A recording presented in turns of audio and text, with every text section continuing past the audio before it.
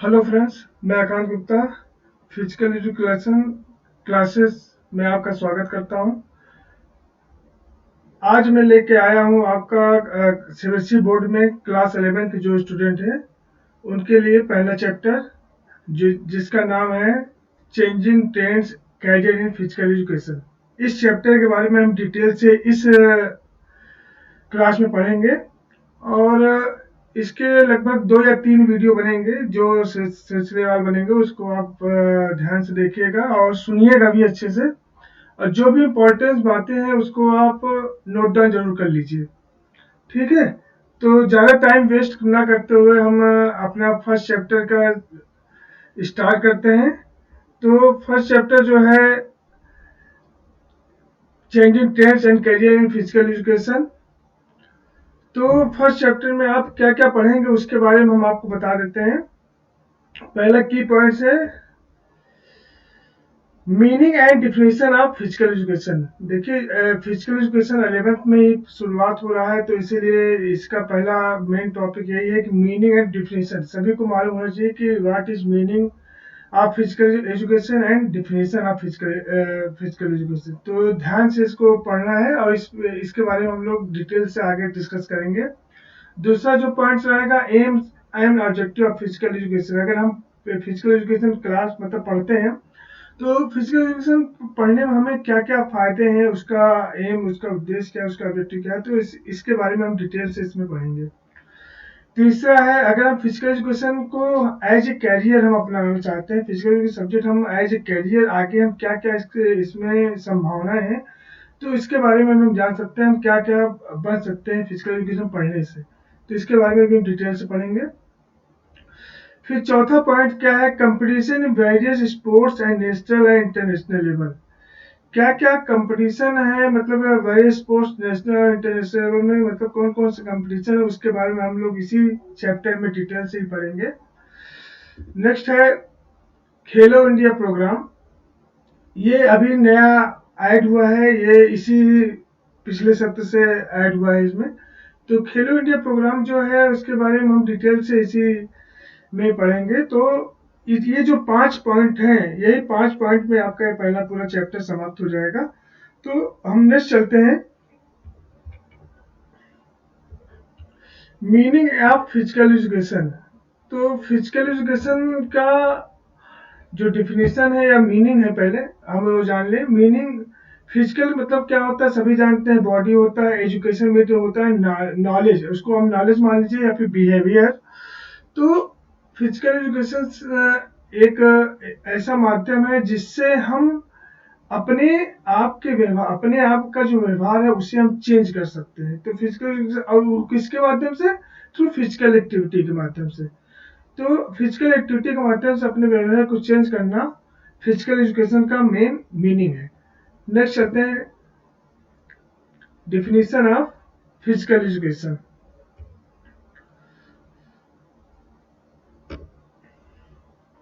देखिए, according to Charles butcher, इन्होंने बहुत ही अच्छा जो फिजिकल एजुकेशन का जो डिफिनेशन दिया है वो हमेशा हर जगह काम में भी आता है, और इसको हम अच्छे से जान लें। Physical education is an integral part of total education process and has its aim in the development of physically, mentally, emotionally, and socially fit citizens through the medium of physical activity, which the being selected with a view realized these outcomes। तो Charles Bhushan ने एक physical से जो definition दिया है उसके माध्यम से वो कहना चाहता है कि कोई भी बंदा या कोई भी जो भी बंदा है आजकल के वर्तमान समय में आप देखेंगे तो खेल बहुत ही ज़रूरी है। अगर आप खेलते कूदते हैं या फिर फिजिकल एक्सरसाइज करते हैं तो आप फिट रहते हैं, तो आपके पास, आप जब फिट रहेंगे तो आप डॉक्टर के पास बहुत कम से कम जाएंगे। तो इसका मेन जो डिफिनेशन ये बोल रहा है, तो फिजिकली, मेंटली, इमोशनली, सोशली, मतलब आप ये मान के चलते हैं कि होल होल डेवलपमेंट, अपने जो फिजिकली, मेंटली, इमोशनली के साथ साथ अपना होल डेवलपमेंट अगर आप फिजिकल एजुकेशन के माध्यम से हम कर सकते हैं अपने आप का। तो ये हो गया definition of physical education. Aim and objective of physical education. ये मेन है, इसको भी हम देखते हैं अच्छे से। इसमें ऑल राउंड डेवलपमेंट तो आपसे मैं पहली बार बता रखा हूँ, ऑल राउंड डेवलपमेंट क्या क्या होता है, ऑल राउंड डेवलपमेंट हो जाएगा। फिर उसके बाद क्या है, फिजिकल डेवलपमेंट आप सभी जानते हैं, इसके बारे में अभी डिटेल हम आगे पढ़ेंगे, लेकिन फिजिकल डेवलपमेंट आप समझ लीजिए फिजिकली रूप से फिट होना, तो आप समझ लीजिए फिजिकल डेवलपमेंट हो रहा है। दूसरा क्या है, मेंटल डेवलपमेंट, मतलब मानसिक रूप से आपका मेंटल जो स्ट्रांग होता है वो कहलाता है। नेक्स्ट है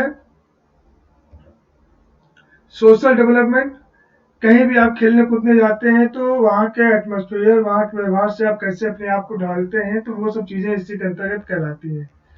ठीक है। इमोशनल डेवलपमेंट, इमोशनल क्या होता है कि कोई भी किसी भी चीज़ से आप जब हमेशा काम करते हैं, वर्क करते हैं उसके साथ, तो उसके साथ इमोशनली अटैच हो जाते हैं, तो उसके आप इमोशनल डेवलपमेंट भी हो जाता है उससे। नेक्स्ट क्या है, स्पिरिचुअल डेवलपमेंट। तो स्पिरिचुअल डेवलपमेंट में क्या क्या होता है कि एक लीडरशिप की क्वालिटी आपकी डेवलप हो जाती है अगर आप गेम में लगातार रहते हैं। तो इसको हम भाई एक एक, एक करके पढ़ते हैं। पहले सबसे पहले आ जाते हैं फिजिकल डेवलपमेंट। तो फिजिकल डेवलपमेंट में क्या क्या है, physical education is related to several physical activity. आप सभी जानते हैं कि फिजिकल एजुकेशन में कोई भी आप वर्क करते हैं तो फिजिकल जो भी एक्टिविटीज होती हैं, बिना एक्टिविटी के आप फिजिकल डेवलपमेंट हो नहीं सकता। तो फिजिकल एजुकेशन जो रिलेट होता है वो काफी फिजिकल एक्टिविटीज से रिलेट होता है। तो when do you any physical activity, जब हम कोई फिजिकल एक्टिविटी करते हैं तो उसमें क्या हमारे बॉडी सिस्टम में अलग बहुत से चेंजेस आते हैं, जैसे ब्लड सर्कुलेशन बढ़ जाता है, रेस्पिरेटरी सिस्टम में भी बहुत फर्क आता है, मस्कुलर सिस्टम मजबूत, हम मजबूत हो जाते हैं, डाइजेस्टिव सिस्टम आपका वर्क करना बहुत अच्छे से करने लगता है। तो ये सब जो फिजिकली चेंजेस आते हैं वो सब चीजें आपका सिर्फ फिजिकल जो आप पढ़ाते हैं, मतलब जो आप खेलते कूदते हैं उसके थ्रू ही हम कर सकते हैं। नेक्स्ट आ जाते हैं इसी में, इट रिजल्ट, जब आप ज्यादा वर्क करते हैं, फिजिकली वर्क करते करते हैं, तो आप डेवलप, आपके जो ऑर्गन का साइज सेज ये सब बढ़ जाता है। कहते हैं ना कि ज्यादा आप जैसे बोलते हैं कि अगर ज्यादा मेहनत करते हैं, ज्यादा वर्क करते हैं, तो आपका जो हार्ट का साइज होता है वो बढ़ जाता है। तो हार्ट का साइज बढ़ता नहीं है, जो हार्ट का जो एक अंदर एक वॉल होती है, वो मेजो मेजो उसको कहते हैं, बीच का उसका वाल होता है, हार्ट की 3 वाल होती है, उसमें बीच वाला जो वाल होता है उसकी जो थिकनेस होती है वो कम हो जाती है। हार्ट का साइज बढ़ता नहीं, वो थिकनेस कम हो जाती है। तो उससे जब आप लगातार वर्क करते हैं तो वो तब होता है। तो अगर आप लगातार वर्क करते हैं तो ये सब चीजें हो सकती हैं। It help to body healthy strong, आप मजबूत और स्ट्रांग हो जाएंगे इसके थ्रू। तो ये चीज आपको ध्यान रखना है कि आप क्या क्या कर हो सकता है। दूसरा, if our body system are fine healthy, अगर आपका बॉडी सिस्टम फाइन है, मतलब अच्छे से है, तो only then we shall be able to do our work efficiently and be safe from several disease like high blood pressure, sugar, diabetes, ये सब चीजें जितनी भी चीजें आ जा सकती हैं ये सब आती हैं। अगर आप अपने आप को मेंटेन कर रह सकते हैं तो जो हाई ब्लड प्रेशर है, शुगर है, डायबिटीज है, कोई भी चीजें आपको उतने मतलब नहीं आएंगे और आप फिट रहेंगे। अब आ जाते हैं हम दूसरे पे, मेंटल डेवलपमेंट। अब मेंटल डेवलपमेंट हम फिजिकल, जब आप फिजिकली से करते हैं तो उसमें क्या क्या चीजें होती है, there should be some activities physical education which keep our brain alert. जैसे हम कोई फिजिकल वर्क कर रहे हैं, जैसे हम कह रहे हैं कि हाँ आप जैसे डॉज बॉल खेल रहे हैं, तो जब आप डॉज बॉल खेलते हैं तो उसमें क्या होता है कि बॉल से बचना होता है। तो बॉल को जब आदमी क्या करता है कि इधर ना करके उधर फेंक दिया, इधर ऐसे दिखाया, ऐसे फेंक दिया। तो इससे क्या होता है कि जो भी बंदे होते हैं, मतलब वो अपने आप को अलर्ट करते हैं, और इससे क्या होता है जो आपका सेंट्रल नर्वस सिस्टम है वो बहुत ज्यादा एक्टिव हो जाता है। क्योंकि अब आप देखिए तो क्रिकेट में भी जो कैच होता है, जैसे आप देखते हैं दौड़ के कैच लेना, उसके बाद रनिंग में भी यही सब चीजें हैं। आप आ जाइए वॉलीबॉल में डॉज करना हो गया, खो खो में भी देखिए डॉज मार, डॉज इधर ना दे के इधर खो खो दे देते हैं, तो वो सब मेंटल डेवलपमेंट इसी के थ्रू होता है, आपका ब्रेन अलर्ट हो जाता है। उसके बाद now A days physical exercise not related physical exercise, ये ध्यान रखिएगा आजकल का ये जो समय है केवल फिजिकल एक्सरसाइज से रिलेटेड नहीं है, but include rules of game, principle, structure of body, personal cleanliness. It is जैसे जो नए नए रूल्स आते रहते हैं वो सब चीज़ भी जानना ज़रूरी है। तो जब रूल्स आप तभी अच्छे से जान पाएंगे जब आपका माइंड एकदम अच्छे से डेवलप रहेगा। तो रूल्स रेगुलेशन ये सब चीज़ें आप इसी के माध्यम से जानेंगे। अब this physical activities sharper of the brain, जो आपका ये फिजिकल एक्टिविटी होती है ये आपका माइंड को एकदम से शार्प कर देती है। तो ये सब चीजें इसके अंतर्गत आती हैं। अब आते हैं by taking part in physical activity a person learn to tackle various situation. जब आप लगातार जब आपको मतलब जैसे होता नहीं है, मान लीजिए आप कोई गेम खेल रहे हैं, तो मान लीजिए आप टेनिस खेल रहे हैं, आपका जो पॉइंट है वो ड्यूस में है, 20 20 आल 20 आल 20 वाल है। तो उस समय जिसका माइंड जिस जैसे 2020 में आप मान लीजिए 2020 में मतलब 4 बॉल पे 10 रन चाहिए। तो इससे क्या होगा कि जिसका इसमें क्या होगा, जो बैटिंग कर रहा होगा अगर उसका मेंटल लेवल स्ट्रांग है तो वो उसको अचीव कर सकता है। लेकिन अगर वही जो बॉलिंग कर रहा है उसका मेंटल लेवल ज्यादा स्ट्रांग है अपोजिट बैट्समैन, तो वो जीत जाएगी। तो ये मेंटल लेवल पे भी बहुत इफेक्ट पड़ता है आगे चल के, क्योंकि एक समय ऐसा आता है कि सबका जो फिजिकली वर्क होता है, जो खेलने का ढंग होता है लगभग खेलने का, वो बराबर हो जाता है। लेकिन एक समय एक ऐसा आता है जब आप एडवांस लेवल पे जाते हैं तो जिसका मेंटल लेवल, ध्यान दीजिएगा, जिसका मेंटल लेवल सबसे अच्छा होता है वही आगे चल के सक्सेस होता है, जो प्रेशर को झेल सके। तो इससे during sports many situation occur which player take his self decision, मतलब तुरंत डिसीजन लेना पड़ता है। So this result their mental development decrease the stress level, मतलब आप तुरंत डिसीजन लेना, आपका स्ट्रेस लेवल जो होता है वो क्या हो जाता है, डिक्रीज हो जाता है। तो अब चलते हैं आगे। थर्ड क्या है आपका, सोशल डेवलपमेंट। अब सोशल डेवलपमेंट होता क्या है, जब आप कहीं टूर्नामेंट कहीं आप खेलने जाते हैं, जब कहीं खेलने उन्हें जाते हैं बाहर, तो वहाँ के एनवायरमेंटल में आप जरूर ढलते हैं। देखिए this objective physical related social skill which are the helpful in coordination. जब आप कहीं जाते हैं तो आपका जो जैसे आप यहाँ से कहीं चले गए मतलब साउथ की तरफ चले गए, तो वहाँ का एटमॉस्फेयर, वहाँ का रहना, खाने का ढंग, वो सब चीज़ें सब अलग हो जाती हैं। तो ये चीज़ भी ध्यान रखना है। तो वहाँ पर जो अलग हो जाते हैं, तो जब आप लगातार वहाँ 1 हफ्ते का कैंप करते हैं, मान लीजिए 15 दिन कैंप करते हैं, तो वहाँ की बातें आप थोड़ा बहुत जरूर जानने लगते हैं। तो एटमॉस्फेयर का बहुत बड़ा फर्क पड़ता है। तो आपका जो सोशल स्किल है, आप आपस में बातचीत करने का ढंग वो बहुत अच्छा हो जाता है। जैसे आप अपनी क्लास में 10 से 12 या 20 बच्चे रहते हैं, जब वो आप लोग साथ जब शुरू में आते हैं एकदम नई नई क्लास में, तो आप एक दूसरे से एडजस्ट होने में थोड़ा सा टाइम लगता है। लेकिन जब आप सबके साथ लगातार उसी क्लास में रोज बैठ रहे हैं, रोज पढ़ रहे हैं, तो होता क्या है कि एक समय ऐसा आता है कि आप लोग की जो बॉन्डिंग होती है वो बहुत अच्छी हो जाती है। वो इसी तरह होती है जब लगातार आप मेहनत करते हैं। तो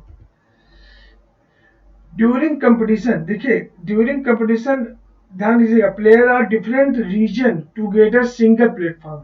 मतलब जब आप कोई कंपटीशन होता है, जैसे आप यहाँ सोचिए, जैसे हम अभी एक स्कूल की टीम से खेल रहे हैं, लेकिन जब हम स्कूल की टीम से आगे जाएंगे तो हम एक जिले की टीम से खेलेंगे। तो जिले में जितनी स्कूलें हैं उसमें से छट छट के जो अच्छे बच्चे होते हैं वो आके एक जिला की टीम बनेगा।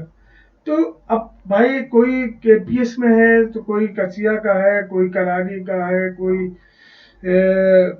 मतलब भवंस मेहता का, हर जगह का स्कूल का एटमोसफियर अलग होता है। लेकिन जब आप एक साथ एक प्लेटफॉर्म में जब वर्क करेंगे, लगातार मेहनत करेंगे, तो होगा क्या कि आप वहाँ आपस में बॉन्डिंग अच्छी हो जाएगी जब 1 हफ्ते लगातार खेलेंगे तब, ये नहीं कि पहले दिन।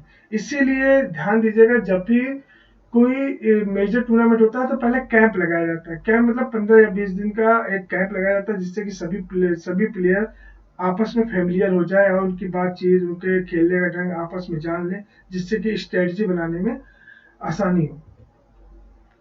So they learn cooperation, support, respect, good sportsmanship. Through these skilled players can make their nation healthy and strong. तो मतलब अब इसमें क्या होगा, जब आपस में कोऑपरेशन बहुत अच्छा हो जाएगा तो आपस में आप अपने दूसरे खिलाड़ियों का, बल्कि अपोनेंट खिलाड़ियों का भी आप बहुत अच्छे से ध्यान रखेंगे। और क्या हो सकता है उसमें, और क्या होगा कि आपका जो सोशल स्किल है वो बहुत डेवलप हो जाएगा। आपका बातचीत करने का ढंग जाओ, एक अच्छा खिलाड़ी थोड़ा सा नरम भी हो जाता है। तो ये सब धीरे धीरे आने लगती है इसके थ्रू। अब आ जाते हैं इमोशनल डेवलपमेंट। अब इसमें क्या है, this objective physical to make individual emotional. Emotional मतलब ये होता है कि जब आप कहीं पे लगातार वर्क करते हैं तो आप वहाँ के आपस में इतना अटैच हो जाते हैं। जैसे अब आप किसी स्कूल में पढ़ रहे, किसी भी स्कूल में पढ़ रहे, मतलब जैसे स्कूल में पढ़ रहे हैं, तो आप लगातार अगर उस स्कूल में पढ़ते हैं, जब वहां से निकलते हैं थोड़ा सा अटैचमेंट आ जाता है। तो ये डेवलपमेंट क्या होता है, लगातार ऐसे ही कभी खेलते हैं, कोई भी गेम खेलते हैं, तो उससे आप इमोशनल डेवलपमेंट हो जाता है, उसमें इमोशनल अटैच हो जाते हैं। A man endowed with different emotion. Happiness, खुशी जाहिर करता है, जब जीतता है तो खुशी जाहिर करता है, जब हारता है तो दुखी हो जाता है। और जब कोई जीतता है तो उससे इंस्पायर भी होता है, मतलब वो आगे बढ़ने के लिए चेष्टा भी बढ़ती है। जैसे कोई फर्स्ट आ जाता है, जब हमारे स्कूल में कोई टॉप करता है तो अगला आदमी सोचता है चलो हम भी अगले साल हम टॉप करेंगे। तो ये सब आ जाती है इसके through. If they do not control these emotions, then there will not place for them in this society. तो ये सब भी चीज ध्यान रखना है। जब अगर वो कोई आदमी इमोशन मतलब कायदे से ध्यान नहीं दे पाता है तो सोसाइटी विच कैन हार्मफुल। तो क्या हो जाता है, हाँ मतलब अगर किसी चीज से मतलब अटैच अच्छे से ना हो पाए या फिर इमोशनल डेवलपमेंट उसका अच्छे नहीं होता, वो अब कहीं भी जाएगा, जैसे आप यहाँ से जाएगा, जैसे आप आपस परिवार में जब झगड़ा हो जाता है, आप वो कुछ खेलने जाते हैं या फिर कहीं कुछ जाते हैं तो आधा मन वहीं लगा रहता है। तो वो इमोशन ही है जो कि आपको उसमें अटैच किया जाता है। तो सोसाइटी में आप कायदे से सरवाइव नहीं कर पाते हैं। तो ये सब चीजें आती है। Physical programme to develop these emotion teach us control them. उसको फिजिकल जो प्रोग्राम है वो हमें डेवलप इमोशन को डेवलप करता है, उससे कैसे कंट्रोल किया जाए ये सब चीजें भी सिखाता है। अब आ जाते हैं नेक्स्ट, स्पिरिचुअल डेवलपमेंट।